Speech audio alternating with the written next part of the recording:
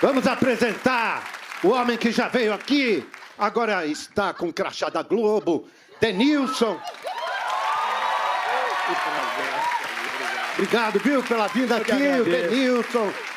Eu que agradeço. Homem que em 2002 fez 4 caras correrem atrás dele, uma cena incrível, essa é antológica mesmo. Foi ótimo aquele momento. Plateia, um prazer estar aqui. Serginho, poxa, que legal, cara. Bacana, muito bacana, de verdade. Então, 2012 ou 2003 que eu tive aqui.